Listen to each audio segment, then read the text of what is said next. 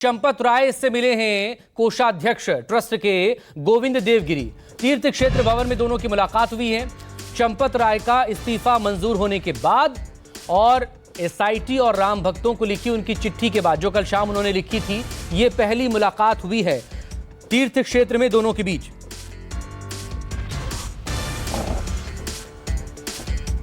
तो बड़ी खबर आपके सामने न्यूज़ 24 पर अयोध्या से, जहां पर चंपत राय से मिलने के लिए पहुंचे श्री राम जन्मभूमि तीर्थ क्षेत्र ट्रस्ट के कोषाध्यक्ष गोविंद देवगिरी।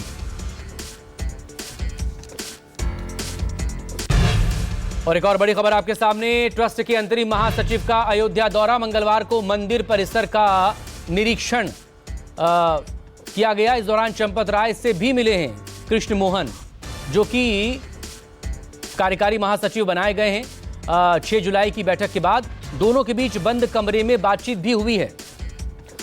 तो ये बैठकें वहां पर हो रही हैं। चंपत राय महासचिव के पद पर नहीं हैं, लेकिन जो कार्यकारी महासचिव बनाए गए हैं, जो पहले से ही कोषाध्यक्ष की जिम्मेदारी संभाल रहे हैं, ऐसे तमाम लोग अभी भी चंपत राय के संपर्क में हैं।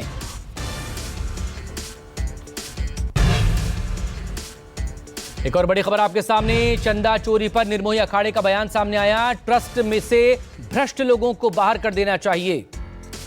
महंत सीताराम दास की तरफ से बड़ा बयान सामने आया है। संतों को मंदिर चलाना चाहिए, यदि नेता मंदिर चलाएंगे तो फिर चोरी करेंगे। मानस श्रीवास्तव मेरे सहयोगी इस वक्त हमारे साथ यहां पर जुड़ गए। मानस, एक तरफ अब चंपत राय महासचिव नहीं है, लेकिन इसके अलावा जो कार्यकारी महासचिव हैं वो मुलाकात के लिए पहुंचे, गोविंद देवगिरी वहां पर मुलाकात के लिए पहुंचे, यानी कि चंपत राय वहां बने हुए हैं, मुलाकातें हो रही हैं।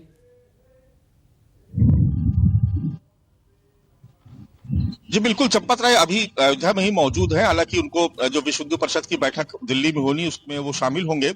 लेकिन फिलहाल जो खबर है वो ये है कि जब से 2 पत्र लिखे चंपत राय ने कल, एक तो जिसमें उन्होंने रामचरितमानस की चौपाई का जिक्र किया और ये बताने की कोशिश की कि धीरज धर्म मित्र अरुनारी आपातकाल परखिए चारी, यानी आपत्ति का समय, इसलिए वो सबको बारी बारी से परख रहे हैं और सब सही समय आने पर पूरे तथ्यों के साथ जवाब देंगे।